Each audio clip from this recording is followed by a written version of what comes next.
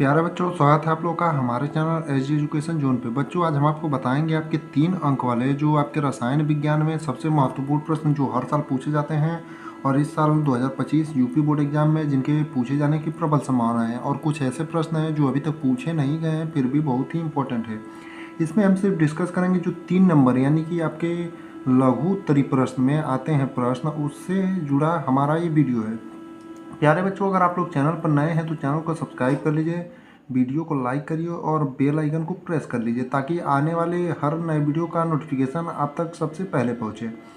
आइए इसमें हम डिस्कस करेंगे 3 नंबर वाले जो सबसे महत्वपूर्ण प्रश्न आपके हैं। इसमें से लगभग 12 से 13 प्रश्न हैं जो कि आपके पीछे के एग्जामों में मान के चलिए 2024 तक पूछे भी गए हैं, और जो एक आध दो क्वेश्चन है जो नहीं पूछे गए हैं लेकिन इस साल पूछे जाने की जिनकी संभावना है, यानी कि इम्पोर्टेंट क्वेश्चनों में उनकी भी गिनती होती है। आइए देखते हैं इनमें कौन कौन से प्रश्न हैं जो आपके 3 नंबर में बहुत ही महत्वपूर्ण होने वाले हैं। इसमें पहला जो क्वेश्चन है वो है राउल्ट के वार्षदाप अवनमन नियम को परिभाषित कीजिए तथा उसकी सीमाएं बताइए।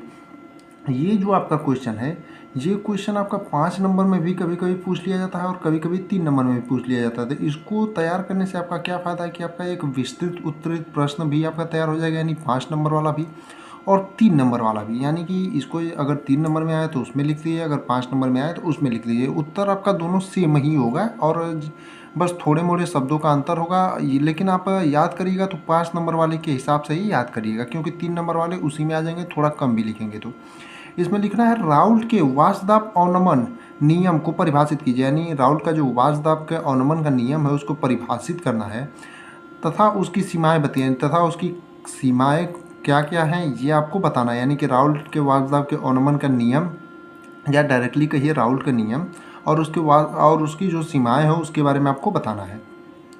दूसरा जो क्वेश्चन है वो है प्रथम कोटि की अभिक्रिया के 4 प्रमुख अभिलक्षण लिखिए। यानी आपकी जो प्रथम कोटि की अभिक्रिया होती है उसके 4 प्रमुख लक्षण बोलिए, अभिलक्षण बोलिए, विशेषता बोलिए, गुण बोलिए। किसी प्रकार आपको घुमा फिरा के ऐसे भी दे सकता है कि प्रथम कोटि की अभिक्रिया के 4 प्रमुख लक्षण लिखिए, या प्रथम कोटि की अभिक्रिया के 4 प्रथम गुण लिखिए, या फिर प्रथम कोटि की अभिक्रिया के 4 प्रमुख विशेषताएं लिखिए। इस प्रकार से आपको क्वेश्चन घुमा के दे सकता है, लेकिन आंसर आपको तीनों चारों तरीके से एक ही लिखना रहेगा। यानी कि उसकी विशेषता बोलिए, अभिलक्षण बोलिए, लक्षण बोलिए, या फिर गुण बोलिए। आपको लिखना रहेगा प्रथम कोटि की अभिक्रिया के 4 प्रमुख लक्षण ही। अगला जो कि तीसरा हमारा इम्पोर्टेंट क्वेश्चन आज का रहने वाला है, आज के टॉपिक से 3 नंबर वाले जो महत्वपूर्ण प्रश्न है, हम आपको अब 3 नंबर वाले, 5 नंबर वाले, यानी कि लघुत्तरी, दीर्घोत्तरी, अति लघुत्तरी का अब सेट चला रहे हैं, जिसमें आपको पहले क्वेश्चन बताएंगे। लगभग 1 महीने में आपके सभी इंपॉर्टेंट क्वेश्चनों का एक सीरीज हम तैयार कर लेंगे। उसके बाद सभी का आंसर आपको आराम से करा देंगे, यानी कि दिसंबर जनवरी तक आपका सभी सब कुछ आराम से निपट जाएगा। जो आपके महत्वपूर्ण प्रश्नों का एक हम आपके लिए संग्रह लाए हैं, जिससे आप अपने यूपी बोर्ड एग्जाम में 2025 में अच्छे से अच्छे अंक प्राप्त कर सकें। अब देखते हैं अपना अगला प्रश्न, हार्डी-सुलजे नियम क्या है। यानी हार्डी-सुलजे का नियम क्या है ये आपको बताना है, और उदाहरण सहित लिखिए। यानी उदाहरण सहित लिखिए या फिर उदाहरण सहित समझाइए, ऐसे भी करके पूछ सकता है। यानी कि आपका हार्डी-सुलजे का नियम क्या है इसको बताना रहेगा, और इसको उदाहरण सहित आपको पूरा बताना रहेगा। यानी कि हार्डी-सुलजे के नियम को उदाहरण सहित समझाना रहेगा आपको। अगला यानी कि चौथा प्रश्न है स्वर्ण संख्या पर संक्षिप्त टिप्पणी कीजिए। यानी कि स्वर्ण संख्या पर आपको संक्षिप्त टिप्पणी कीजिए, ये क्वेश्चन आपसे पूछा जा सकता है।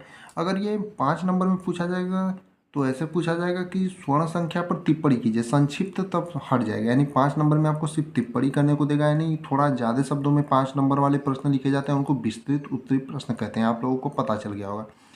क्योंकि स्वर्ण संख्या पर संक्षिप्त टिप्पणी दिया है तो ये आपका 3 नंबर में होगा। हमने पहले बता दिया है कि 5 नंबर में संक्षिप्त नहीं लगाएगा। अब अगला क्वेश्चन देखते हैं, सल्फर डाइऑक्साइड के निर्माण की प्रयोगशाला विधि का वर्णन कीजिए। इसके ऑक्सीकारक एवं अपचायक गुण का उल्लेख कीजिए। SO2 यानी सल्फर डाइऑक्साइड के 2 उपयोग लिखिए। यानी पहले इसमें आपको लिखना है सल्फर डाइऑक्साइड के निर्माण की जो प्रयोगशाला विधि होती है उसको आपको बताना है। उसके बाद इसके ऑक्सीकरण एवं अपचायक गुण होते हैं उनको आपको लिखना है। उसके बाद SO2 यानी सल्फर डाइऑक्साइड की जो आपके 2 उपयोग लिखना है। यानी कि इसमें आप 3 प्रश्न जोड़ा है, सबको आप छोटे छोटे शब्दों में, यानी सल्फर डाइऑक्साइड के और निर्माण की प्रयोगशाला विधि लिखेंगे सीक्वेंस वाइज। उसके बाद इसके ऑक्सीकरण एवं अपचायक गुण लिखेंगे। उसके बाद इसके 2 उपयोग लिख देंगे। इस प्रकार आपका 5वां प्रश्न हो जाएगा और आपको 3 नंबर मिल जाएंगे। अगला क्वेश्चन है कि संक्रमण तत्व क्या होते हैं, इनके चुंबकीय एवं उत्प्रेरकीय गुण को समझाइए। यानी आपको बताना है कि संक्रमण जो तत्व हैं वो क्या होते हैं और इनके चुंबकीय एवं उत्प्रेरकीय जो गुण होते हैं उनको आपको समझाना रहेगा। छठा हमारा ये क्वेश्चन था आज का। अगला यानी कि सातवां क्वेश्चन है एल्कोहलों की जल में विलेयता समझाइए। यानी जो एल्कोहल होते हैं उनकी जल में विलेयता को आपको किस प्रकार समझाना यानी बता सकते हैं, उसको आपको तैयार कर जाना है। यानी कि एल्कोहलों को की जल में विलेयता को समझाइए, ऐसे करके आपको पूछा जा सकता है। इस क्वेश्चन को आप लोग अच्छे से तैयार कर लीजिएगा, क्योंकि सातवां और आठवां क्वेश्चन जो है ये और नौवां ये लगभग हर बार पूछे जाने की इनकी जो होती है प्रबल संभावना रहती है, क्योंकि हमने विलियमसन विधि द्वारा ईथर कैसे बनाया जाता है ये क्वेश्चन आपको पहले भी बता रखा कि ये बहुत ही इंपॉर्टेंट क्वेश्चन है। अगला देखते हैं, आठवां क्वेश्चन है टीएनटी बनाने की विधि का समीकरण एवं इसका उपयोग लिखिए।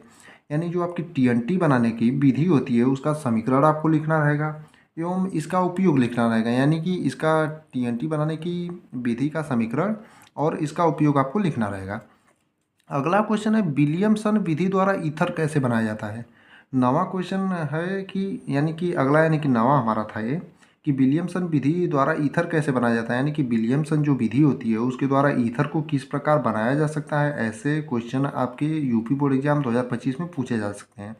इसमें जितने भी हम 12 से 13 क्वेश्चन बताएंगे आप लोग इसे कहीं नोट डाउन कर लीजिएगा और इसे जा करके अपने क्वेश्चन बैंक, आपने क्वेश्चन बैंक तो ले ही लिया होगा, क्वेश्चन बैंक नहीं तो आपके पास किताब है या आपके टीचर ने पढ़ा रखा है तो नोट्स में जो लिखा है वहाँ से जा करके आप लोग इसको तैयार करना शुरू कर दें। अब देरी ना करें, क्योंकि ये सभी क्वेश्चन बहुत ही इंपॉर्टेंट होने वाले हैं आपकी यूपी बोर्ड एग्जाम 2025 के दृष्टिकोण से। अगला यानी कि 10वां क्वेश्चन है ग्लूकोज के दो रासायनिक परीक्षण लिखिए। यानी ग्लूकोज जो होता है उसके दो रासायनिक परीक्षण लिखने से संबंधित क्वेश्चन आपसे पूछे जा सकते हैं, इसको भी आप लोग अच्छे से तैयार कर लीजिएगा। अगला क्वेश्चन है केवल एक रासायनिक अभिक्रिया द्वारा सिद्ध कीजिए कि ग्लूकोज में कार्बोनिल समूह होता है।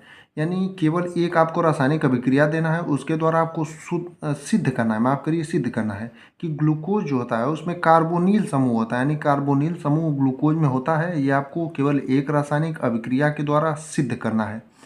अगला यानी कि 12वां क्वेश्चन है आरएनए में उपस्थित 4 क्षारकों के नाम लिखिए।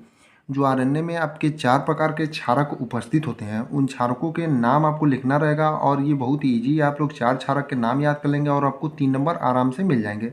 तो ये क्वेश्चन तो आपका जो हम 13 क्वेश्चन बता रहे हैं उसमें सबसे ईजी क्वेश्चनों में से एक यही है, क्योंकि इसमें आपको सिर्फ 4 नाम पढ़ने हैं, उनके बारे में अगर थोड़ा थोड़ा भी आप पढ़ लेते हैं तो आपको याद हो जाएगा। यानी कि आपको चारों क्षारकों के नाम पढ़ जाने हैं, अच्छे से याद कर जाने हैं। अगला यानी कि अंतिम और 13वां क्वेश्चन है हेलो एरिन जल में अघुलनशील है जबकि बेंजीन में घुलनशील है क्यों। यानी कि आपसे ये पूछा है, आपको ये बताना रहेगा कि हेलो एरिन जो आपका होता है वो जल में क्यों अघुलनशील है जबकि बेंजीन में घुलनशील है। यानी कि बेंजीन में क्यों घुल जाता है और जल में क्यों नहीं घुलता है, ये आपको बताना रहेगा।